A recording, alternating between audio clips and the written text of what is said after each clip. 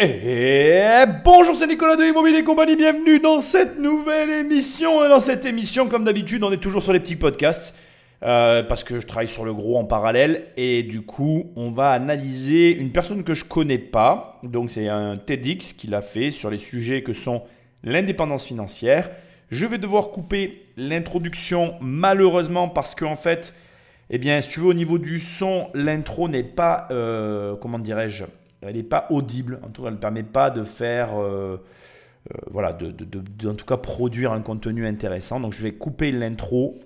Je vais t'expliquer dans un instant. Et je vais quand même te recentrer donc, ce TEDx. Donc, TEDx, c'est des conférences où tu vas discuter. Enfin, où tu vas faire une présentation devant une salle. Il y a des TEDx partout en France. C'est un format que j'apprécie tout particulièrement. La personne aujourd'hui que l'on va écouter s'appelle Mathias Bachino. Alors, j'espère que ça se prononce comme ça. Au cas où tu as envie de chercher son TEDx, Bachino, ça s'écrit B-A-2-C-I-N-O. Alors, Bachino, je ne sais pas trop. Si jamais il écoute ce podcast, je te présente mes excuses. L'idée, c'était pas vraiment voilà, comment dirais-je, c'était pas de décorcher ton nom, mais de permettre aux gens qui écoutent le podcast d'écouter le TEDx parce que, somme toute, il a l'air très bien. Détail hyper important, je n'ai pas écouté le TEDx. Autant des fois je prépare les émissions, autant là je ne l'ai pas du tout écouté. Je pense que je vais être d'accord avec cette personne. Je vais simplement venir rajouter des éléments par-dessus ce qu'il dit. Il n'y a aucune comment dirais-je, notes qui ont été prises ni recherches qui ont été faites, même si après quand je fais ce genre d'émission, je peux faire des recherches pendant l'émission. Je voulais que tu le saches parce que je vais le découvrir avec toi. Avant d'attaquer l'émission, je te rappelle l'usage, parce que tu as l'habitude, prends le téléphone d'un ami et abonne-le sauvagement à ce programme. Ou alors, laisse-moi des étoiles et un commentaire là où tu écoutes le podcast, c'est ce qui m'aide encore le mieux.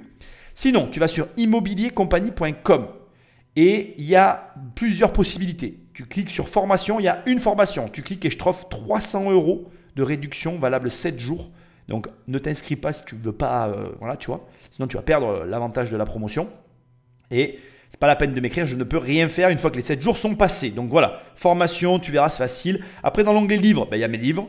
Et dans l'onglet coaching, tu peux prendre 1 heure de coaching avec moi. C'est très facile. Tout est sur le site immobiliercompagnie.com. Et de toute façon, je ne suis pas inquiet. Tu vas dans la description, n'importe où, il y a un lien, tu cliques et c'est très simple d'accéder à tout ça. Sans plus de transition, Patrick Magnéto. Je m'appelle Mathias Bachino et aujourd'hui, je vais vous parler d'un sujet tabou par excellence. L'argent.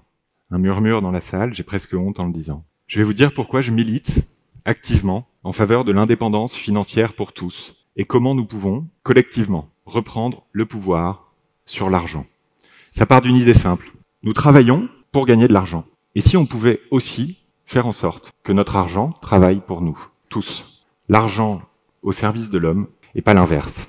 Ce changement de modèle, c'est ce que j'appelle la transition financière. Pourquoi c'est important? Pourquoi je suis venu aujourd'hui pour vous en parler?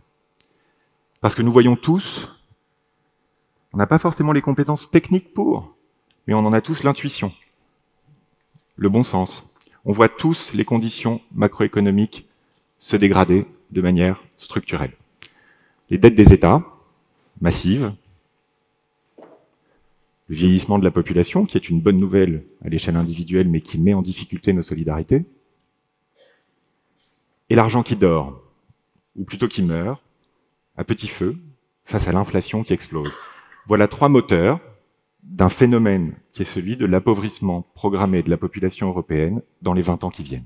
Bon, alors je vais m'arrêter là. Déjà, je voudrais recentrer sur l'introduction que j'aime beaucoup, qui est un petit peu dans l'humeur où je suis ce matin, parce que quand tu vas écouter cette émission, j'aurai tourné ce podcast sur une matinée. Eh bien, ce matin, je suis en mode, je me pose beaucoup de questions. Ça m'arrive très souvent et ça peut peut-être à toi aussi t'arriver des moments de vie où tu te poses des questions. Et son introduction, je l'aime beaucoup, c'est l'histoire d'un homme qui se jette du haut d'un immeuble, tu sais. Et il saute de l'immeuble, et les étages défilent devant ses yeux et il se dit « Jusqu'ici, tout va bien. Jusqu'ici, tout va bien. Jusqu'ici, tout va bien. » Et en fait, effectivement, tout va très bien jusqu'à ce que l'atterrissage se produise. Son introduction, elle est parfaite, bon, parce qu'il va la voir sur Internet. Le son est un peu bas, mais elle est vraiment intéressante. Parce que lui ne parle pas, il y a cette voix off qui fait ce travail. Et on voit très bien cette image, on la connaît tous. Et finalement, c'est l'image de personnes qui font une action, qui sont dans le rail de cette action, qui continuent quoi qu'il arrive dans leur lancée, qui se répètent pour se rassurer que tout va bien se passer. Sauf qu'à un moment donné, il va falloir bien atterrir. Et c'est là qu'on va voir l'accumulation de tout ce que tu auras fait dans ta vie et si oui ou non l'atterrissage va bien ou mal se passer. Bon, en l'occurrence, quand tu sautes d'un immeuble, généralement ça se passe plutôt mal. Hein. Enfin, il y a des immeubles en construction où quand tu attends 3-4 quairons, si tu sautes, il ne va rien se passer. Mais si tu prends un vrai immeuble de plusieurs étages, si tu sautes, ça se terminera mal. Je t'apprends rien. Et le truc qu'il y a, c'est qu'on agit tous, toi, moi, on est tous un petit peu dans la même situation. On agit tous dans notre quotidien pour quelque chose. Alors certains pour quelque chose, d'autres pour rien. Tu vois, on a tous des objectifs. Je ne sais pas quels sont les tiens, je sais quels sont les miens. Et on a tous cette phase, c'est la raison pour laquelle je fais cette émission, où on se pose des questions. Et c'est très dur parce qu'en fait, tu te confrontes au choix des autres. Et malheureusement, il y a un moment donné où la réalité nous rattrape. Et si on ne se pose pas de questions, ben malheureusement, on n'avance pas.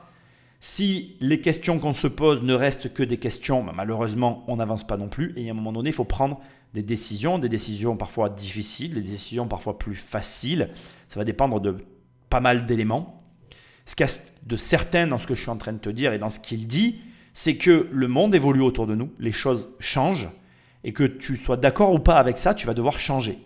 Et l'argent, comme il le dit très bien, c'est un élément qui dans notre quotidien est un moteur, que tu le veuilles ou non, que tu l'aimes ou pas, que tu sois d'accord ou pas, peu importe, tu vas travailler pour de l'argent. Cet argent te sert à payer tes factures et à vivre.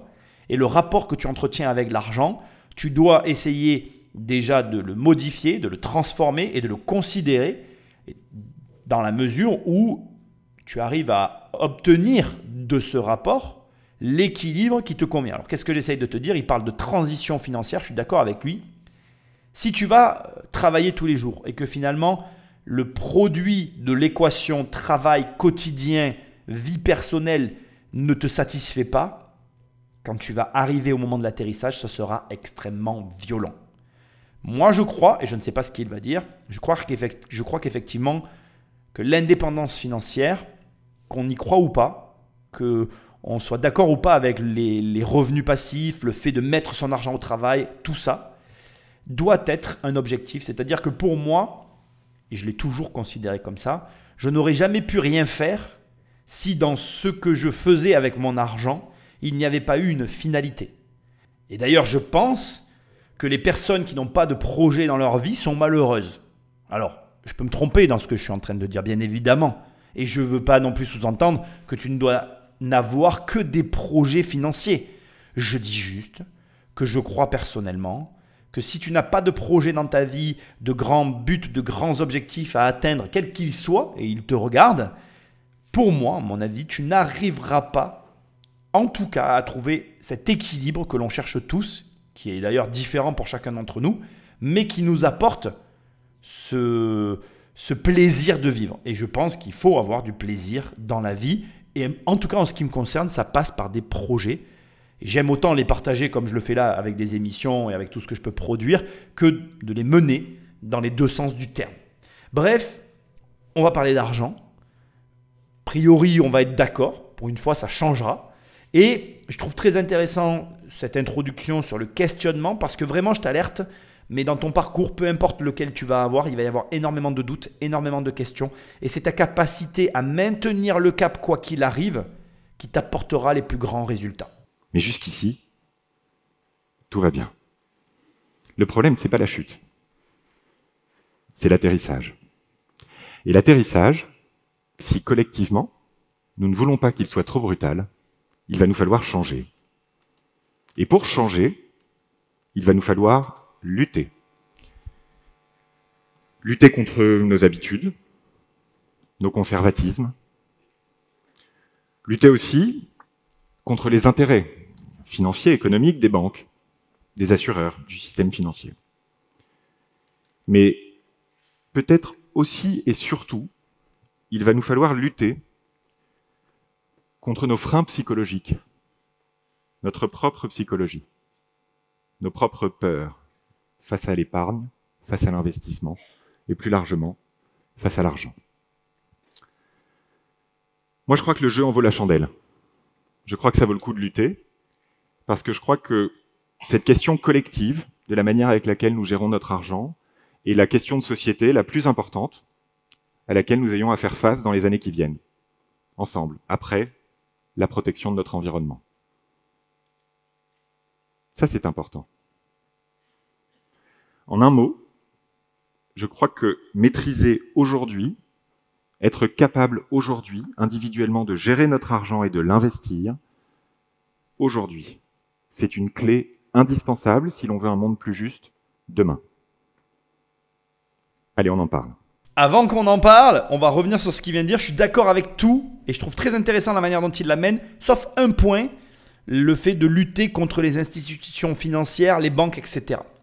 Ça va te paraître anodin ou amusant ou je ne sais pas quel mot je dois employer, mais c'est pas grave, on va laisser tout ça. Hein. Patrick, tu coupes pas. Je m'emmène un peu les pinceaux. En gros, moi je vois pas les choses comme lui.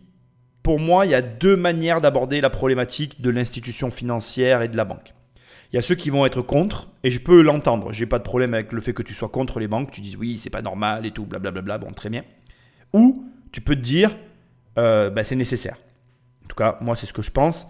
Et de toute façon, dire que je suis contre quelque chose ne m'amène jamais rien. Quand je suis contre quelque chose, je préfère être le ver dans la pomme.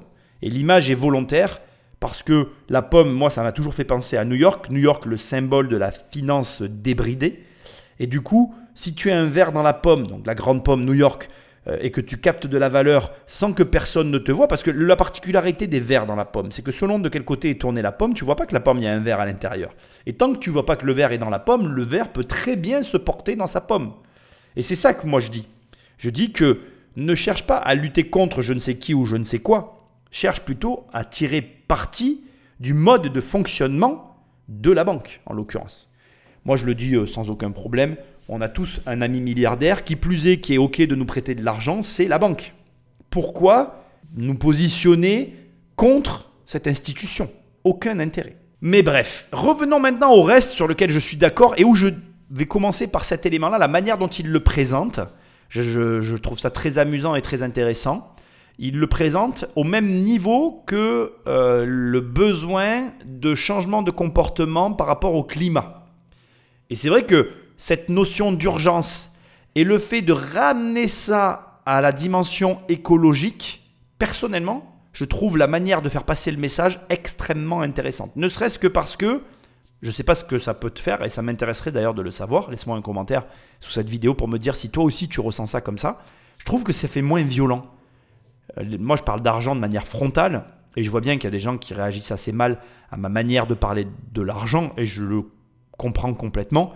Mais personnellement, je fais partie de ceux qui pensent que pour faire bouger les lignes, il faut bousculer les gens parce qu'on a tendance à se reposer sur nos lauriers tous autant que nous sommes. Et moi, j'aime bien me faire bousculer, tu vois. J'aime ça parce que ça m'oblige à réfléchir.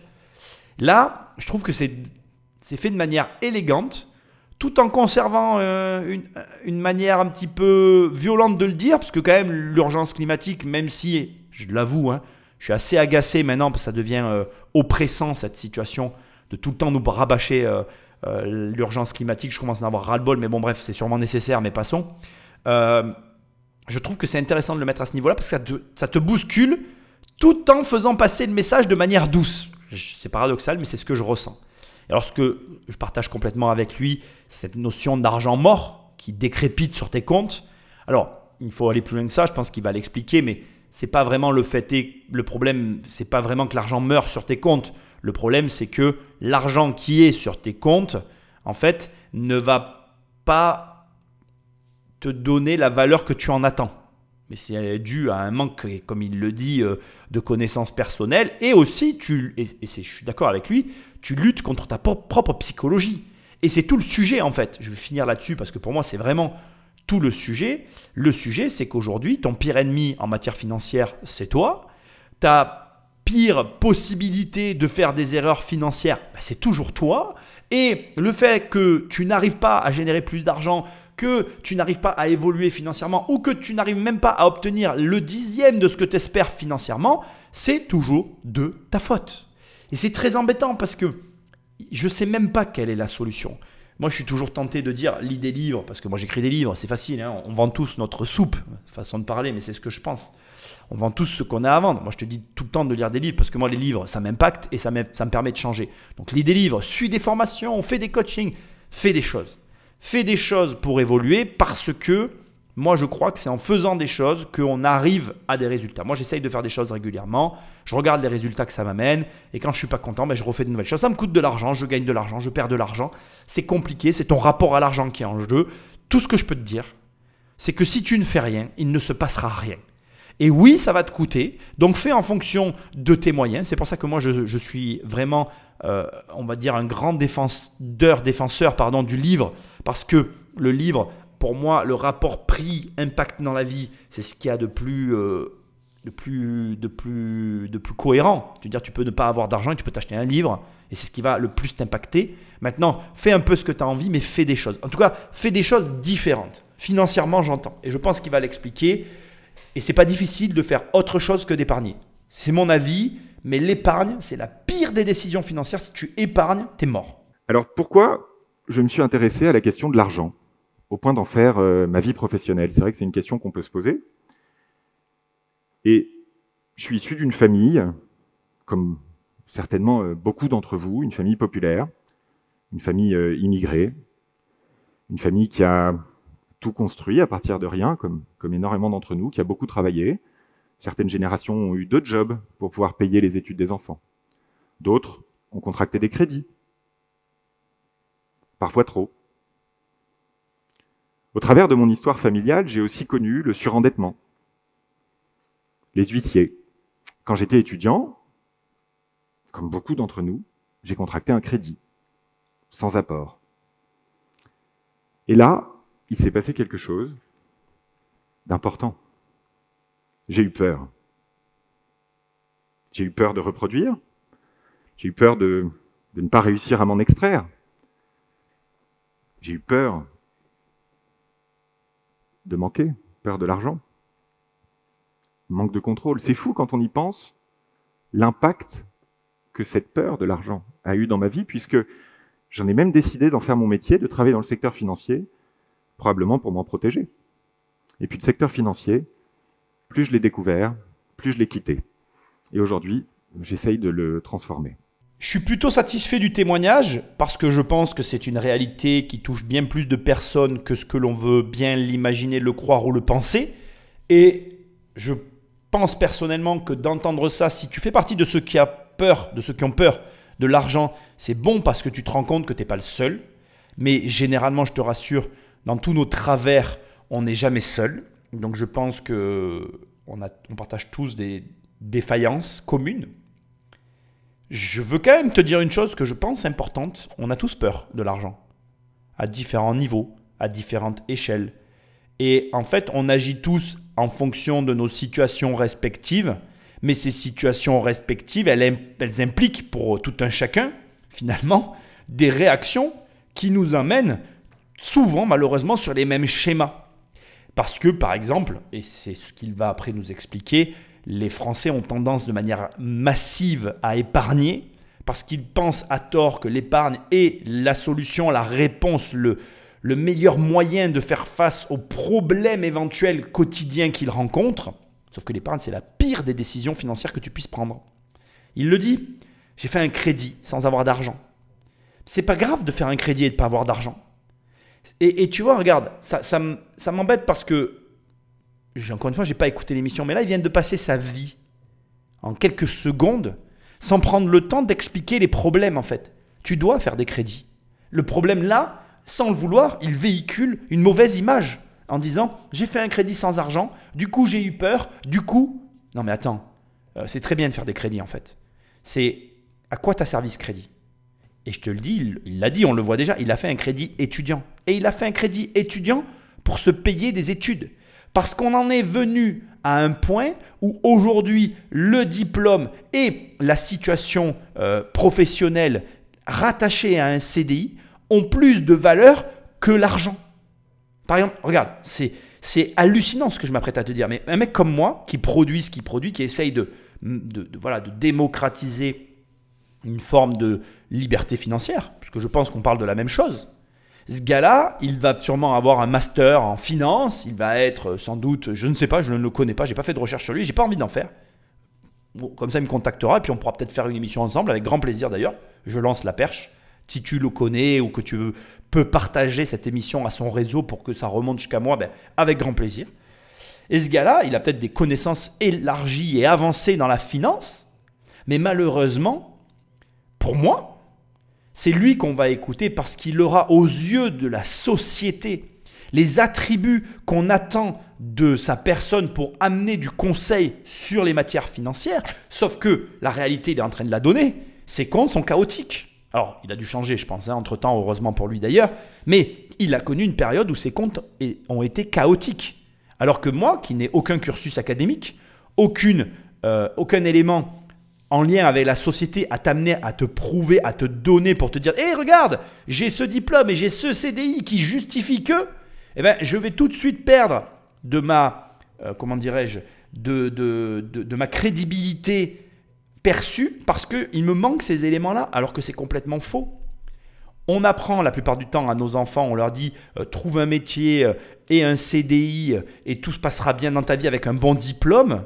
Sauf que je suis désolé de te le dire, mais si tu as fait un crédit pour un diplôme, ben, tu as fait n'importe quoi avec ton argent, ben, ta vie elle est déjà mal commencée.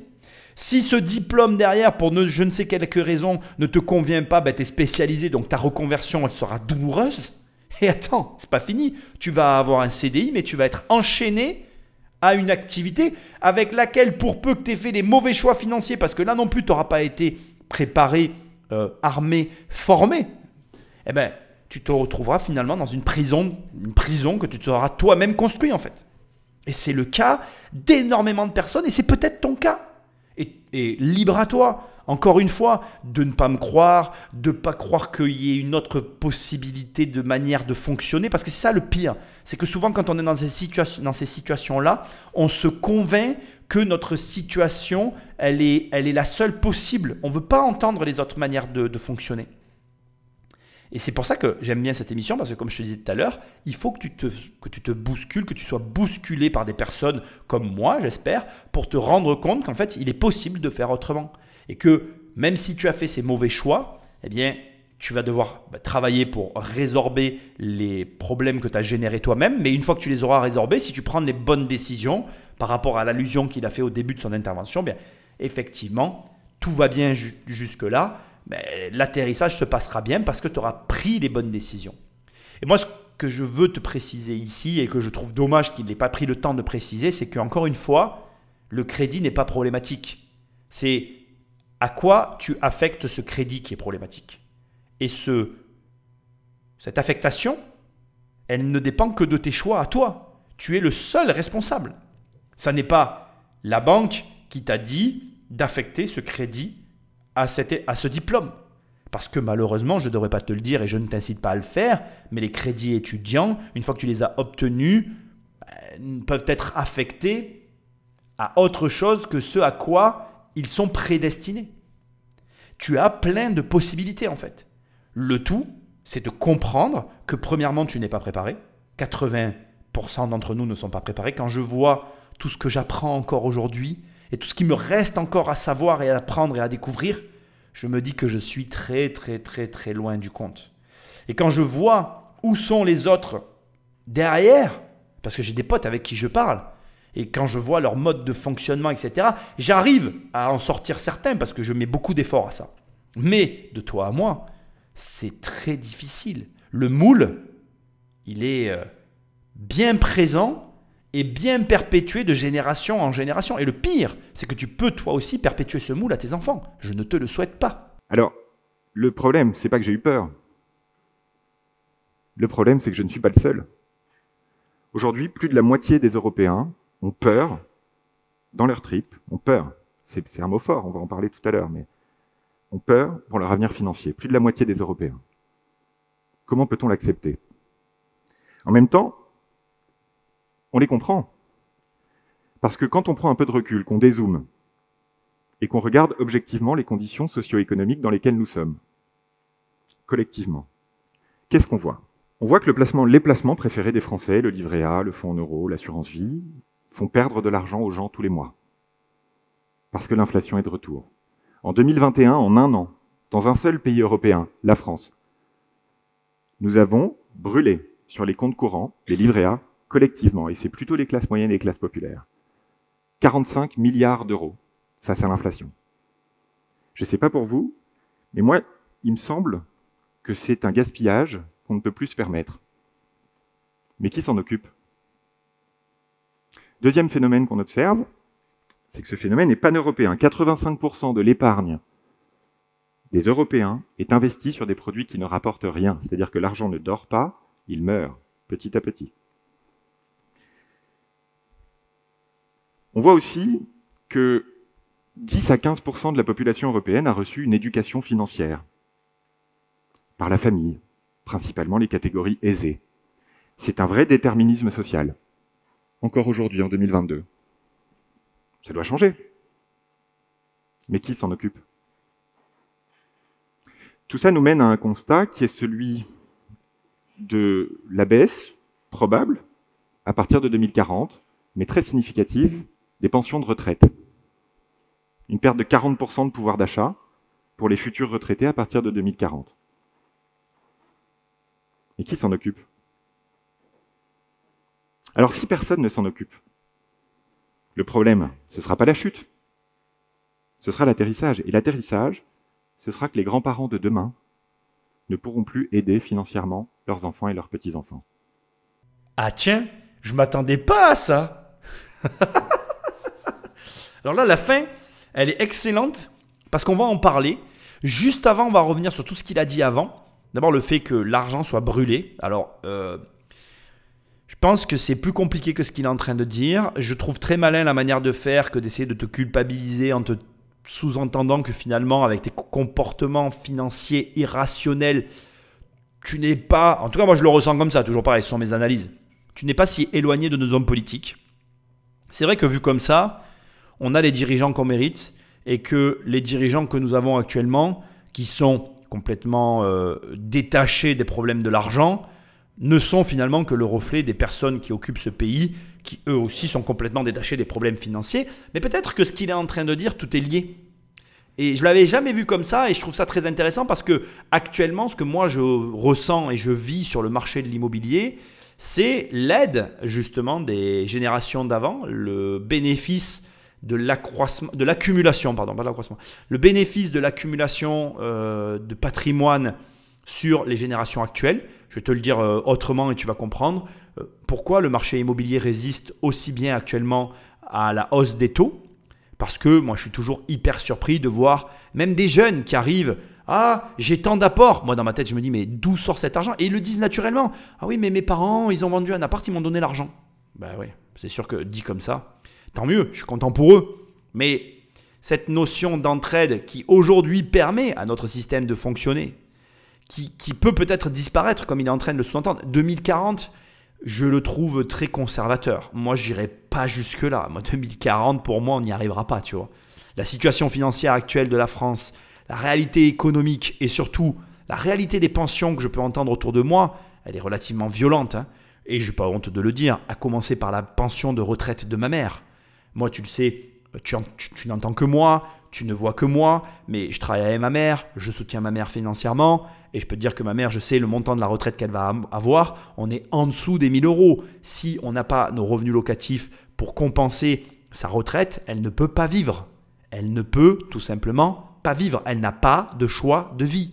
Et quand tu as une retraite comme ça de 7, 8 ou 900 euros et que tu dois vivre avec au quotidien et que tu n'as pas anticipé un seul brin de cette situation future, et même si, je tiens à le préciser parce que je vous vois arriver, même si tu as ta résidence principale de payer, mais tu vas galérer. Moi, quand j'étais jeune, mais quand tu lis d'ailleurs Devenir riche sans argent, j'ai vu ma grand-mère, donc la mère paternelle de mon père, ça fait un peu, on t'a compris, hein. Elle vivait avec sa maison payée et avec une pension de retraite de 600 ou 700 euros. Elle ne vivait pas, elle ne faisait plus rien. Ça m'a marqué. Et je m'en suis rendu compte qu'après, des années après en fait, je ne le réalisais pas. Parce que ma grand-mère, elle était comme ça et je m'en veux un peu. Je réalise tout ça après coup. Et si tu veux, ce que j'essaye de te dire aujourd'hui, c'est que tu peux peut-être vivre cette situation. Et si tu m'écoutes et que tu as 40 ans, que tu as mon âge, il n'est pas trop tard. Oui, ça va être plus dur. oui, ça va être plus dur pour toi parce que s'y mettre aujourd'hui, tu es passé à côté de belles opportunités, tu vas avoir des difficultés, ça va être un peu plus compliqué, mais c'est faisable. C'est faisable. Moi, je le vois avec mes élèves, je le vois avec les gens autour de moi, je le vois avec mes clients, je le vois avec beaucoup de monde. C'est faisable. Le tout, c'est de le faire. D'ailleurs, c'est le cas de le dire. Si tu ne le fais pas, par contre, tu n'auras rien. Et ne rien avoir dans les années qui arrivent, ça va être une hécatombe. Je pense que même si l'inflation se calme, on ne reviendra pas au niveau qu'on a connu avant. Même s'il devait y avoir du grabuge, on ne reviendra pas à un certain niveau. Il ne faut pas se leurrer parce que le monde va continuer de tourner, parce que malheureusement, on vit en fait concomitamment avec d'autres pays dont le niveau continue de s'élever. Donc, même si on fermait nos frontières, même si certains fantasment sur des systèmes autres que le capitalisme, tu ne reviendras pas à un certain niveau qu'on a pu connaître, nous, de notre existence. Moi, j'ai connu la fin des années 80 avec des prix de l'immobilier, même si j'étais pas à l'époque, j'écoutais mes parents qui achetaient des biens, etc. Je voyais combien ils payaient et combien on paye aujourd'hui. J'ai les prix encore en francs dans la tête. J'ai le prix, mon père avait une marina. Je sais exactement combien il a payé la marina en francs. Mais c'est un délire. Des fois, je refais la conversion, je me dis, mais c'est un truc de fou. La différence de coût. Et si tu veux, là où je t'emmène dans cette discussion, c'est quoi? C'est qu'il a raison. Tu ne peux pas rester comme ça sans rien faire, béatement, comme la génération de nos parents, en compter sur l'État pour venir contrebalancer ce quotidien qui nous écrase. Bref, je suis assez d'accord avec tout ce qu'il vient de dire. Je pense qu'il faut prendre conscience que l'argent, ça n'est pas quelque chose que l'on doit laisser sur ses comptes, c'est quelque chose qui doit être en mouvement. S'il est à l'arrêt, il meurt. Ce n'est pas mon image favorite, mais je la partage. Et je pense que malheureusement, il y a trop de gens qui passent à côté de ça. Et comme il dit, aujourd'hui, il y a une minorité de gens qui sont éduqués financièrement. Ces gens-là sont en train de créer un gap énorme avec ceux qui n'ont pas d'éducation financière. Et à l'arrivée, ça va créer encore plus d'inégalités sociales, des inégalités dont les seuls coupables sont les personnes qui se retrouvent dans des situations difficiles. C'est-à-dire qu'aujourd'hui, avec tout l'accès à la connaissance qu'on a, si tu te considères comme étant pauvre, la seule raison pour laquelle tu es pauvre, ce n'est pas parce qu'il y a des riches, c'est parce que tu ne t'éduques pas. Et moi, je milite pour ça, j'essaie de véhiculer l'éducation financière. Et si tu n'as pas d'argent, commence par t'acheter des livres, puis avec le peu d'argent qui reste, commence par acheter ou investir dans des petits produits à bas coût, comme la bourse. Au moins, tu feras quelque chose. C'est toujours mieux que de ne rien faire. Alors, on s'en occupe? On essaye. Par notre travail, par notre consommation, par notre activité, nous contribuons tous à la croissance économique. Nous contribuons tous à la création de valeur. Pourtant, seuls 15% de la population à peu près en touche les fruits. Est-ce qu'on ne pourrait pas imaginer une société dans laquelle nous toucherions tous les fruits de la croissance économique, dans laquelle nous aurions repris le contrôle sur notre argent? C'est ça ce que j'appelle la transition financière. Et tout le monde en est capable. C'est ce dont je suis venu vous parler aujourd'hui. Essayez de vous donner confiance en vous-même et en votre capacité, malgré ce que l'on vous a dit, à gérer vous-même votre argent. Quand j'investis, en général, j'investis dans des entreprises, des secteurs de l'économie, des secteurs d'activité, pourquoi pas des pays, auxquels je crois. Des entreprises que j'aime, à nouveau des secteurs d'activité. Ça, c'est avoir un impact direct sur la vie économique collective, puisque quand on est actionnaire, par exemple, c'est valable aussi quand on est propriétaire, mais quand on est actionnaire, on peut exercer son droit de vote, on peut avoir un impact sur le comportement écologique des entreprises, on peut avoir un impact sur la rémunération des dirigeants, on peut avoir un impact sur les conditions de travail des salariés. On peut créer, grâce à l'investissement, une société davantage participative, davantage juste. Ce que vous ne savez pas, c'est qu'il suffit de maîtriser 3 règles pour commencer à investir efficacement. Ce que vous ne savez pas non plus, probablement, c'est que vous avez déjà des idées d'investissement. Vous avez suffisamment d'intuition pour avoir des idées d'investissement. Vous en doutez ? Alors, on va faire un petit test. Qui dans cette salle possède un iPhone? Levez la main, s'il vous plaît. OK. Qui dans cette salle est actionnaire d'Apple? Vous comprenez l'idée? Depuis que l'iPhone est sorti, la valeur d'une action Apple a été multipliée par 8 en 15 ans. Je pourrais faire la même chose avec Amazon. Je pourrais faire la même chose avec tant d'autres entreprises, tant d'autres secteurs d'activité. Investir dans une entreprise ou un secteur d'activité qu'on aime, qu'on connaît, c'est quasiment 100% des cas le premier pas. Ça a été mon cas. Moi aussi, mon voyage d'investissement a démarré comme ça en 2006, lors d'un voyage en Asie centrale.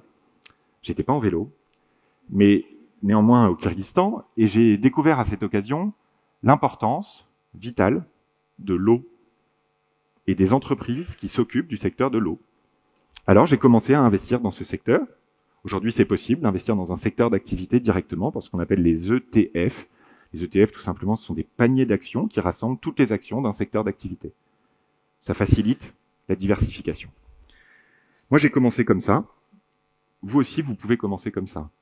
Parce que si vous ne le faites pas, le problème, c'est pas la chute, ce sera l'atterrissage. Alors, je trouve ça intéressant et en même temps, il y a un élément avec lequel je ne suis pas d'accord, mais tu sais déjà lequel. Ce que je trouve très intéressant, c'est la manière dont il a procédé de te montrer finalement que tu avais déjà les connaissances en toi pour passer des ordres, pour acheter des actions et donc investir en bourse, ce qui est pour moi, à mon sens, l'élément le plus simple et le plus accessible pour la plupart des gens. Bon, ok, très bien. Ce que je trouve moins bien, c'est les ETF, mais on va en reparler. Je vais ici t'ouvrir et te fermer une parenthèse. Moi, le premier livre que j'ai lu sur l'investissement qui m'a le plus marqué, qui est très peu recommandé ou donné, c'est On est tous capables de gagner en bourse de Peter Lynch, qui est le deuxième plus grand fonds d'investissement après celui de Warren Buffett.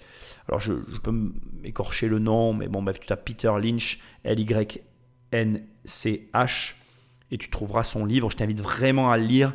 C'est un livre vraiment qui te montre que tu as déjà, dans la situation dans laquelle tu te trouves, toutes les connaissances et aussi les comportements qui te permettent d'observer les choix que tu dois faire pour gagner de l'argent en bourse sans avoir besoin d'apprendre des chartes graphiques très compliquées, sans avoir besoin de faire du day trading pour lequel tu as plus de chances de perdre que de gagner de l'argent, sans avoir à réellement acquérir des connaissances énormes pour espérer tirer ton épingle du jeu. Et donc dans ce livre que j'ai lu il y a très longtemps, que j'ai adoré, il te montre tous les endroits de ton quotidien où tu vas régulièrement et où tu es dans la meilleure position pour te dire je peux acheter telle action parce que j'observe ceci, j'observe cela, etc. C'est un livre qui est très simple à lire et que je t'invite à lire et qui corrobore tout ce qu'il vient de dire ici.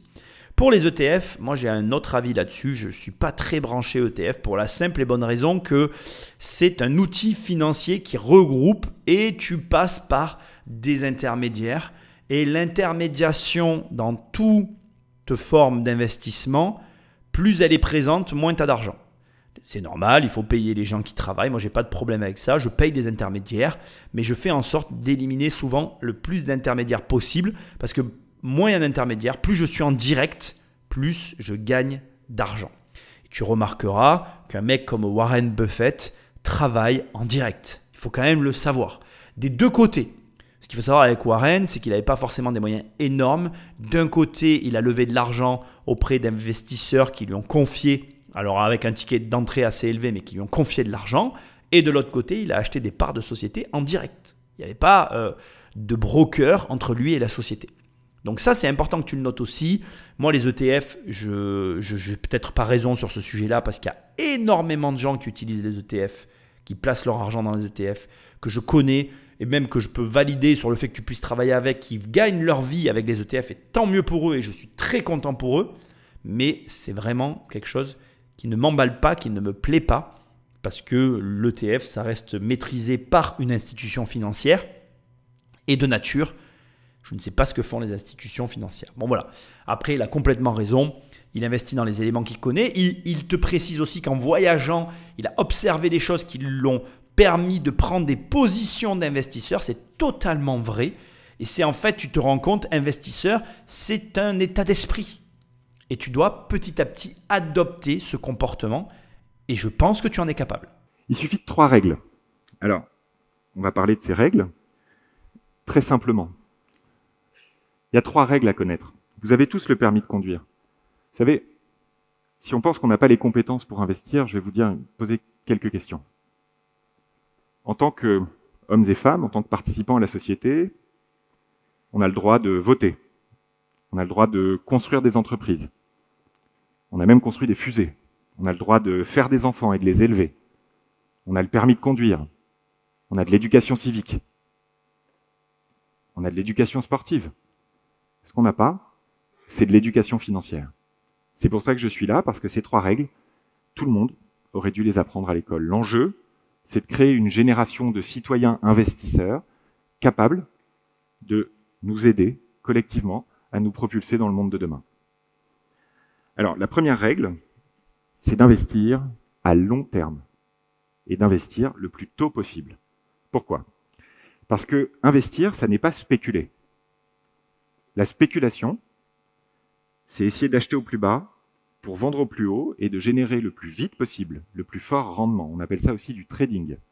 C'est pas interdit, mais c'est vachement dur. Il y en a beaucoup qui ont essayé. Ils ont eu des problèmes. 85 à 90% des gens qui essayent de faire du trading hyperactif n'y arrivent pas. C'est normal, c'est difficile. Par contre, quand on investit à long terme, on bénéficie d'un truc très très beau dans l'investissement, c'est ce qu'on appelle la moyenne. C'est rare que ce soit bien d'être moyen. Mais la moyenne des actions du monde entier, depuis 120 ans, c'est 5% par an.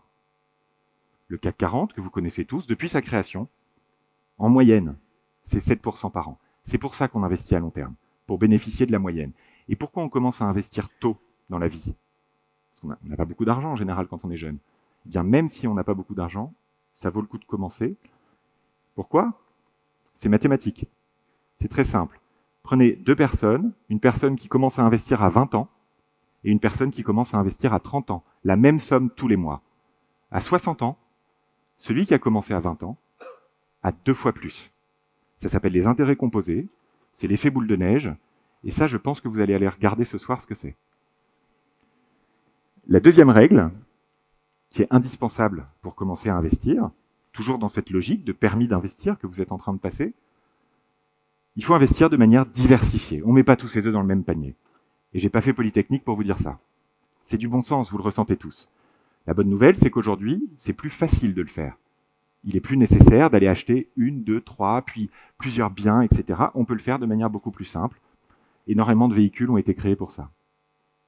Diversifier. Troisième règle, qui est moins connue en France. Il faut investir progressivement.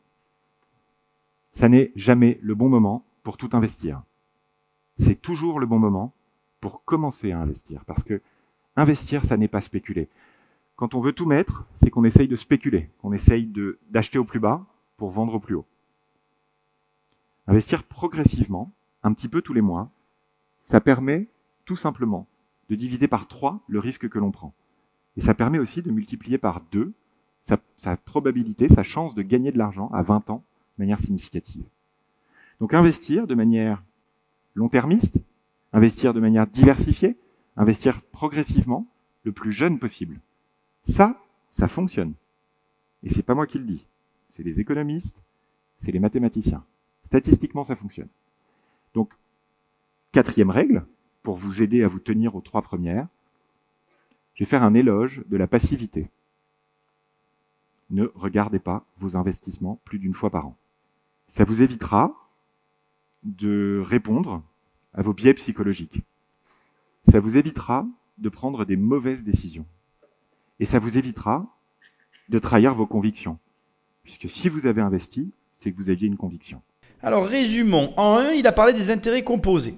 Donc ça, je vais revenir dessus. Il parle de la boule de neige. Voilà, je vais en reparler. 2, pas tous les œufs dans le même panier. 3, pas tout d'un coup, mais progressivement, parce que sinon on spécule. Et 4, il a donné un dernier élément. On regarde qu'une fois par an pour se décorréler émotionnellement de ses investissements. Ce que je trouve génial, c'est que j'avais jamais entendu tout ça. Enfin, pour partie oui, et pour l'autre non. Certains oui, ça... Bon bref, je vais te le dire au fur et à mesure. Donc, on va prendre les éléments point par point, mais je ne vais pas les prendre dans l'ordre parce que, en fait, il y a forcément des points où je suis en total désaccord. Ça va être intéressant pour toi, ça va te donner matière à réfléchir, et puis après, tu t'orienteras en fonction d'eux. Le premier, moi, que je veux mettre sur la table et dont je veux absolument parler, c'est pas mettre tous les œufs dans le même panier. Parce que ça, pour moi, c'est vraiment très compliqué. Et j'ai conscience, d'une certaine manière, que ce conseil a de la valeur. Mais mon problème avec ce conseil, que j'ai toujours eu d'ailleurs, c'est que c'est pas celui qui va te permettre d'avoir le changement le plus radical possible. Moi, si tu veux, je suis un agent de la radicalité. J'aime quand ça bouge rapidement, ce qui est d'ailleurs paradoxal parce que en fonction du choix que tu vas faire, ça peut être très long, mais bon, voilà. Mais j'aime quand les changements arrivent et provoquent une réaction en chaîne. Et mettre tous les œufs dans le même panier, c'est ce qui provoque de la radicalité. Donc après, j'ai envie de dire, c'est presque à toi de choisir. Moi, je suis partisan de « on ne se diversifie que quand on a de l'argent, on se spécialise pour accroître ses revenus ». C'est tout à fait logique. Quand tu vas voir un généraliste, ça coûte moins cher qu'un spécialiste. Deviens le spécialiste d'un investissement et tu gagneras beaucoup d'argent. Sois le généraliste des investissements et tu auras de l'argent, mais tu n'en auras pas beaucoup d'un coup. Tu en auras sur du long terme. Donc il a raison si on joue la sécurité. Pour moi, il a tort si tu veux avoir des changements radicaux. Deuxièmement, on va prendre le fait que tu ne dois pas tout mettre d'un coup. Tu dois rentrer progressivement parce que si tu mets tout d'un coup, tu spécules. Et ça me fait sourire parce que ça fait écho à ce qu'il a dit juste avant, à savoir, ne mets pas les œufs dans le même panier.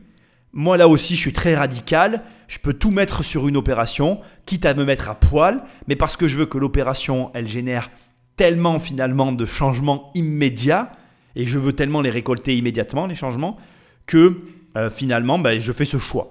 Donc c'est discutable après parce que quelles opportunités tu as à saisir. C'est très compliqué de faire comme ceci ou comme cela. Je ne pense pas qu'il ait tort, je ne pense pas que j'ai tort et je ne pense pas que j'ai raison et je ne pense pas qu'il ait raison. Je pense que tout est une question de situation et d'apprécier les mouvements que tu peux faire au moment où tu peux les faire. Moi, il y a eu des moments de ma vie où j'ai été très radical et j'ai tout mis mes œufs dans le même panier avec tout mon argent qui est rentré d'un coup. Ça a été violent, mais ça a amené les résultats que j'escomptais. Et puis, il y a eu des moments, et tu vois, je suis en train d'y penser, et il faut que je sache le reconnaître, où j'ai hésité à mettre tout mon argent sur la table, où je me suis dit, bon, tu mets tout l'argent ou pas? J'ai pas mis tout l'argent, j'ai mis que la moitié. L'autre moitié, j'ai fait autre chose avec. C'est plus long. Je vais être franc avec toi. Je pense que la méthode qu'il est en train de donner là, elle amène des résultats, mais des résultats qui sont plus longs à venir. Par contre, je vais être aussi honnête, ça donne de meilleurs résultats. C'est-à-dire que si tu as le temps d'attendre, c'est le cas de le dire, le bénéfice que tu tireras des opportunités que tu peux saisir avec qu'une partie de l'argent qui a été investi progressivement seront plus grands sur du moyen voire du long terme. On parle de combien de temps? J'ai envie de t'en parler parce que je pense vraiment à une opération en particulier que j'aurais pu mener en fonds propres et où j'ai fait un crédit. Donc j'ai choisi d'utiliser que la moitié de mon argent et avec l'autre moitié j'ai fait plusieurs placements. Et il m'aura fallu 4 ans, et encore aujourd'hui je ne peux pas toujours parler, mais je pense qu'il m'aura fallu 4-5 ans pour tirer réellement un vrai gros profit largement supérieur à ce que j'aurais pu avoir si j'avais conservé que le simple investissement de départ avec mes comportements excessifs. Donc ça marche, mais 5 ans c'est long et c'est court à la fois. C'est à chacun de jauger en fonction de sa situation et de ce qu'il est prêt à attendre. Moi ça me convenait à ce moment-là, j'exagère un peu, 5 ans, je dirais 3 ans à date. Mais bon, tu m'as compris, 3-4 ans. Mais il manque encore une année, donc on va dire 4-5 ans pour avoir les vrais bénéfices. Donc il faut quand même bien comprendre que plus tu t'éparpilles, plus ça durera longtemps, plus tu te concentres, plus tu tireras les bénéfices rapidement. Voilà. Après, les intérêts composés avec l'image de la boule de neige. Alors pourquoi l'image de la boule de neige? Parce que la neige colle à la boule comme les intérêts collent au capital. Et c'est ça qu'il faut comprendre sur l'image de la boule de neige qui est vraiment intéressant. L'image de la boule de neige, elle est vraie, mais il y a ce qu'on oublie trop souvent de te dire, ce que moi j'appelle le point de rupture, qui est le point à partir duquel tu vas commencer à rentrer dans une exponentielle qui est fort intéressant. Et je vais être tout à fait transparent là aussi avec toi, c'est un problème de temps, de patience, mais aussi de mental, parce que sur la route du chemin des intérêts composés, il y a énormément de moments où tu te poses des questions et où tu te dis, est-ce que j'ai raison? Est-ce que je ferais mieux pas d'arrêter? Est-ce que je ne devrais pas changer de stratégie? Et en vérité, quand tu connais les chiffres, les grands chiffres sur l'argent, c'est que les gens n'arrivent pas à ne pas utiliser leur argent au-delà de 3-4 ans. En gros, tu vas placer de l'argent. Si tu n'as pas des résultats dans les 3-4 ans, tu vas débloquer cet argent et le dépenser. Ce n'est pas le cas de tout le monde. Ce n'est pas une règle absolue qui est suivie par tout le monde, mais généralement, ça se passe comme ça. Et du coup, je vais être franc avec toi, pour bénéficier des intérêts composés, moi, j'ai dû attendre plus de 10 ans. Tu es capable d'attendre 10 ans? Je ne suis pas certain. Donc, il faut le prendre en considération. Et comme il dit, on a tous des biais psychologiques. Lui, sa méthode qui te donne en bonus, entre grandes guillemets, c'est ne regarde pas, regarde que tous les 1 an, une fois de temps en temps, comme ça, tu n'es pas soumis à tes biais psychologiques. Et là non plus, je ne suis pas d'accord. Ce qui se mesure s'améliore. Moi, je regarde tous les jours pour améliorer tous les jours. Tous les jours, je mène une action financière. Je fais des virements, je fais des choses. Et c'est comme ça que ça avance. Donc, tu vois bien que ce qui est bien dans ce qu'on est en train de se dire là, c'est qu'il y a plein de manières de procéder. Chaque raisonnement se tient. C'est-à-dire que moi, je suis plus assujetti à mes biais psychologiques. Mais comme je suis quelqu'un de discipliné, je peux regarder tous les jours. Si tu n'es pas discipliné, c'est lui qui a raison. Et le fin mot de cette affaire, du coup, c'est connais-toi toi-même. C'est ce que tu sais de toi par rapport à tes comportements qui vont faire tes choix de stratégie financière. Et pas l'inverse. Ce n'est pas ma stratégie ou la sienne qui est meilleure. C'est la stratégie la mieux adaptée à ta personne. Ce qui fait que tu peux travailler avec lui ou travailler avec moi. Tu n'auras certainement pas les mêmes résultats. Mais les résultats que tu obtiendront ne seront pas liés à la personne avec laquelle tu as travaillé, mais à la compatibilité de la personne avec laquelle tu as travaillé. Et c'est là que c'est intéressant. Ça veut dire qu'en fait, il peut y avoir certaines personnes avec qui tu travailleras mieux qu'avec d'autres. Pas parce qu'il y en a un qui est meilleur que l'autre, mais parce qu'il y en a un qui est plus compatible avec ton profil que l'autre. Et du coup, ton travail à toi, c'est de trouver celui qui est le plus compatible avec tes comportements financiers. Alors avec ces 3 règles et ce 4e conseil, avec votre curiosité, avec les encouragements que j'essaye de vous donner ce soir, j'espère que demain, investir ne sera plus pour vous une terre inconnue, mais plutôt une routine, une nouvelle habitude, pour faire travailler votre argent à votre service, au service de l'homme, de la société, parce que quand vous investissez pour vous investissez pour vos proches, vous investissez pour la société dans son ensemble. L'industrie de la gestion financière est devenue très créative. Aujourd'hui, de l'art au vin, en passant par les NFT, en passant par les actions du monde entier, les ETF, le sport. On a tous une possibilité d'investir dans quelque chose auquel on croit, dans quelque chose qui nous ressemble. La bonne nouvelle, pour terminer sur une note d'espoir positive, c'est que quand je vous ai dit tout à l'heure que personne ne s'en occupait, je ne vous ai pas tout à fait dit la vérité. Et ceux qui s'en occupent de ce problème, depuis 2 ans, massivement, ce sont les jeunes.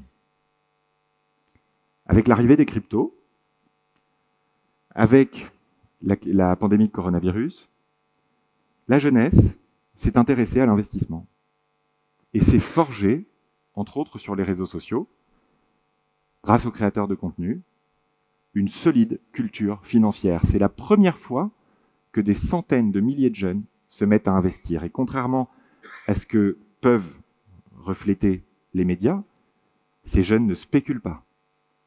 Ils investissent à long terme parce qu'ils ont compris, grâce aux réseaux sociaux, la situation dans laquelle nous étions. C'est la première fois que les lignes bougent comme ça. C'est une note d'espoir considérable. Alors, n'ayons pas peur. Reprenons le contrôle sur l'argent. Remettons l'argent à sa juste place, celle d'un outil au service de l'homme, au service de la société, et peut-être au service d'un monde qui nous ressemblera davantage. Merci à tous. J'aime bien le message finalement, tu vois, je trouve que c'est bon état d'esprit. Il remet sur la scène, ou plutôt en avant, les crypto-monnaies. sans s'étaler dessus parce que je ne sais pas le profil des personnes présentes dans la salle. Mais j'imagine assez bien que selon les tranches ou les catégories d'âge, ça pouvait être malvenu.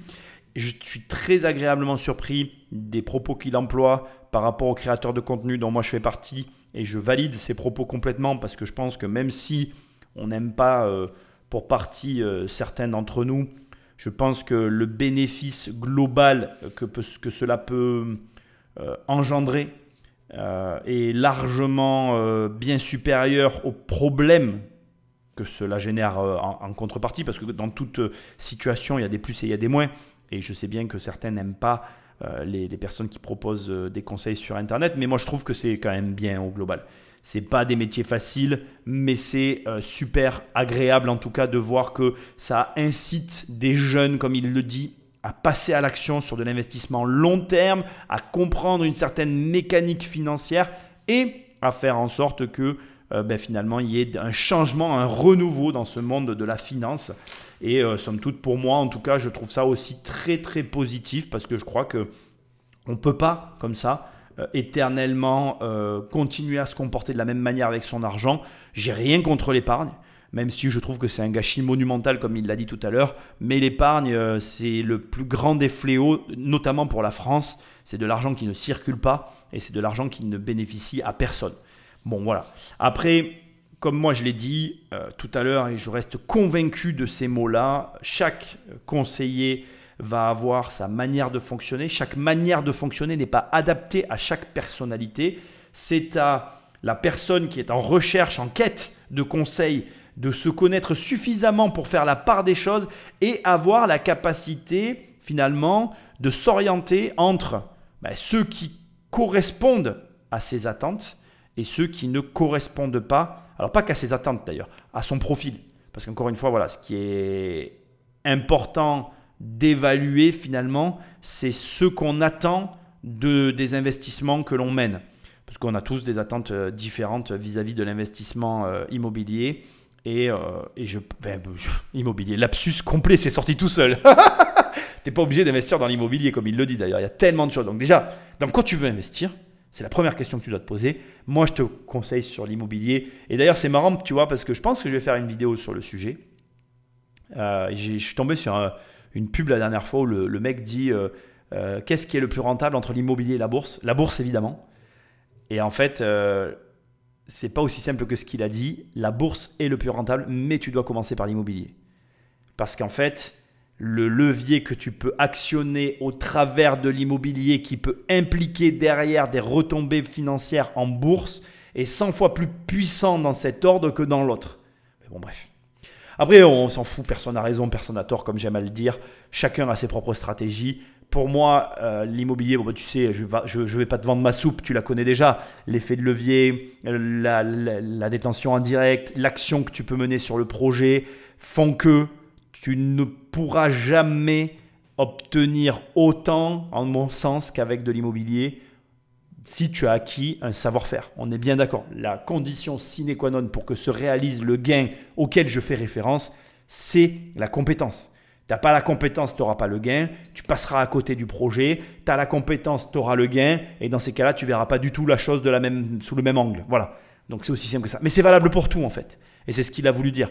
Et comme il l'a dit pendant sa conférence, et je lui partage complètement, tu as déjà en toi le matériel pour arriver à commencer l'investissement. Moi, je vais dire commencer. Après, pour passer à l'étape suivante, c'est la connaissance, la pratique, et la connaissance, la pratique, l'accumulation des deux qui va amener le résultat. Je te remercie d'avoir écouté cette émission. Like, partage, va sur immobiliercompagnie.com si tu veux des formations ou d'autres ressources, livres, coaching, etc. Puis je te dis à très bientôt dans une prochaine émission. Salut!